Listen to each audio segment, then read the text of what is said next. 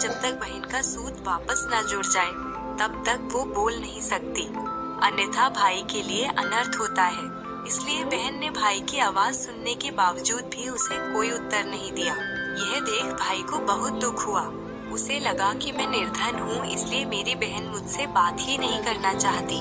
शायद माँ ठीक ही कहती थी, मुझे यहाँ नहीं आना चाहिए था। ऐसा सोचकर दुखी मन से भाई वापस जाने लगा।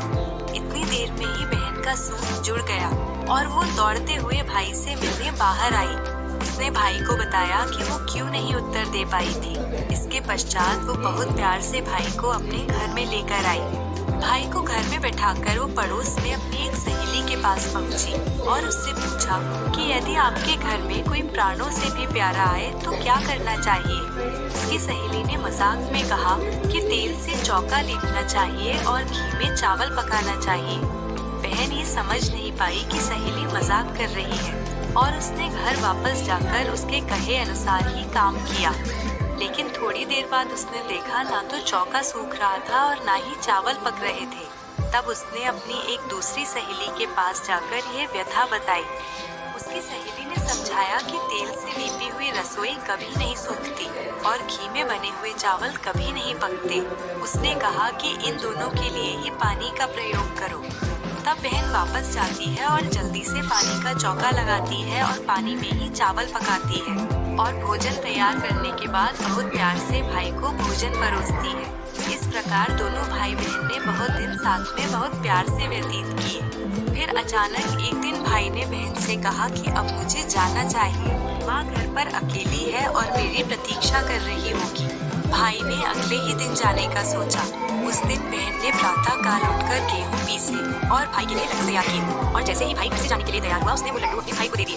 साथ ही उनमें से कुछ लड्डू उसने अपने बच्चों के लिए भी बचा कर रखे और जब बाद में उसने वो लड्डू अपने बच्चों को दिए तो देखा कि लड्डू का रंग हरा हो चुका है। बहन ने उस चक्की में जाकर देखा जिसमें उसने गेहूँ पीसे थे। तब उसको पता लगा कि गेहूँ के साथ एक सांप भी पिस गया था। यह देख वो बहुत घबरा गई और उसने सोचा कि यदि ये लड्डू मेरे भाई ने खा लिए तो वो मर जाएगा और वो उसी क्षण भाई की खोज में निकल पड़ी और रास्ते में उसका भाई उसे एक पेड़ के नीचे बैठा हुआ मिला। उसने भाई से कहा कि जो लड्डू मैंने तुझे दिए थे वो कहाँ है। तब भाई ने वो लड्डू उसे दिए और बहन ने सारे लड्डू जमीन में गाड़ दिए। उसने भाई को पूरी बात बताई। तब भाई ने कहा कि तूने मुझे इस बार तो मृत्यु से बचा लिया, परंतु जब मैं तुझसे मिलने आ रहा था तब मुझे कई रूपों में मेरा काल मिला और मैंने हर बार यही कहा कि जब मैं अपनी बहन से मिलकर आ जाऊँ तब मेरे प्राण ले लेना।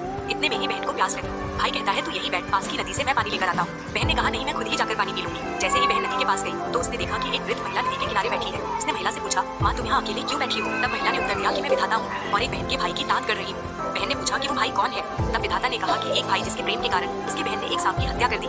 बहन तुरंत समझ गई कि विधाता तो मेरे भाई की ही बात कर रही है। तब उसने पूछा कि माँ उस बहन को अपने भाई को बचाने के लिए क्या करना चाहिए। विधाता ने कहा कि यदि वो बहन अपने भाई को गालियाँ दे और उसके विवाह होने तक यदि उसको सभी आपत्तियों से बचा ले तो उसका काल टल सकता है। तब वो भाई के पास जाकर कहती है कि भाई मैं तुझे घर तक छोड़ने स्वयं चलूंगी, मैं बस थोड़ी देर में आती हूँ, तब तक तू मेरा यही इंतजार करना। बहन जल्दी से जाकर शेर के लिए मांस का टुकड़ा, सांप के लिए दूध और नदी के लिए ओढ़नी लेकर आई और भाई को लेकर घर के रास्ते चल पड़ी। रास्ते में शेर के मिलने पर इससे पहले कि वो भाई पर हमला करता बहन ने उसके आगे मांस का टुकड़ा डाल दिया, जिससे भाई की ओर बढ़ रहे शेर का ध्यान पास की ओर चला गया और वो दोनों घर से निकल गए। फिर आगे चलकर उन्हें एक सांप मिलता है और वो जैसे ही भाई को डसने के लिए आगे बढ़ता है बहन उसके आगे दूध रख देती है और सांप दूध पीने लगता है। अंत में नदी के मिलने पर बहन नदी को चुप्पी अर्पित करती है, जिससे नदी प्रसन्न हो जाती है और भाई के प्राण लेने की जगह उन्हें वहाँ से जाने का रास्ता देती है। जैसे ही दोनों भाई बहन घर पहुँचते हैं बहन अपने भाई को गालियाँ देना शुरू कर देती है। माँ ने यह देखकर गुस्से में कहा तू इसे क्यों लेकर आया है। भाई ने कहा माँ बहन तो बहुत अच्छी थी, पता नहीं इसे अचानक क्या हो गया। कुछ दिन बाद ही भाई के लिए विवाह का रिश्ता आता है। विवाह निश्चित होने के बाद भाई की ससुराल वाले मिठाई लेकर आते हैं। तब बहन कहती है कि इसकी मिठाई क्यों बांट रहे हो, पहले मेरी मिठाई बांटो। वहाँ उपस्थित सभी लोगों ने उसे भाई के साथ बैठने के लिए कहा। इसकी कुछ ही देर में सगाई की रस्म शुरू होती है। रस्म शुरू होते ही वहाँ आग लग जाती है। बहन को तो वृद्ध महिला का रूप धारण किए विधाता ने बता ही दिया था कि उसके भाई पर विपदाएं आई और यदि उन्हें टाल देती है तो उसके भाई की मृत्यु टल सकती है।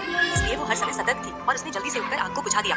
सगाई से विवाह तक बहन हर समय भाई के ही साथ रहती थी। विवाह में बारात की निकासी के समय उसने सबसे कहा कि इसकी नहीं मेरी निकासी करो और उसने भाई को पीछे के द्वार से ले जाने के लिए कहा। जैसे ही भाई को पीछे के द्वार पर ले जाया गया आगे वाला द्वार टूटकर गिर गया। वहाँ उपस्थित सभी लोग समझ गए थे कि बहन ने भाई की जान बचाई है। इसके बाद फेरों के समय भी बहन साथ में बैठी और विवाह के बाद जब नवविवाहित दंपति की रात जगती है तब उसने कहा कि पहले मेरी रात जगाओ। सभी अतिथि समझ गए थे कि ऐसा कहने के पीछे भी बहन का कोई मकसद है। वो अवश्य ही अपने भाई की जान बचाने के लिए ऐसा बोलेगी। उन्होंने कहा कि कमरे में पर्दा लगाकर इसे भी वहीं सुला दो। रात में नवदंपति के सो जाने के बाद वहाँ पर एक सांप आता है। एक सांप को पकड़कर टोकरी में बंद कर दिया और अंततः वो निश्चिंत होकर बहुत दिन बाद आराम की नींद सोई। भोर होने पर माँ कमरे में आई और उसने देखा कि उसकी बेटी अब तक सो रही है। तो उसने सोचा मैं इसके उठने से पहले ही सभी मेहमानों को विदा कर देती हूँ, वरना ये फिर से सबके सामने शोर मचाकर मुझे शर्मिंदा करेगी। जब बेटी उठी तो उसने देखा कि घर में कोई नहीं है। उसने माँ से पूछा माँ सारे मेहमान कहाँ गए। माँ ने उत्तर दिया कि मैंने सबको विदा कर दिया है। तब बेटी ने सभी मेहमानों को वापस बुलाने के लिए कहा। उसने बोला कि जब सब मेहमान आ जाएंगे मैं तभी विदा होंगी। उसके कहे अनुसार माँ ने सभी मेहमानों को वापस बुलाया। तब उसने अपनी माँ से कहा कि माँ, मुझे क्षमा कर देना, मेरे भाई पर सात घात थी, इसलिए ही मेरा व्यवहार ऐसा था। उसने विधाता से हुए वार्तालाप के विषय में भी अपनी माँ को बताया। यह सुनकर माँ और भाई दोनों ही बहुत भावुक और प्रसन्न हुए और उन्होंने बहुत प्यार के साथ अपनी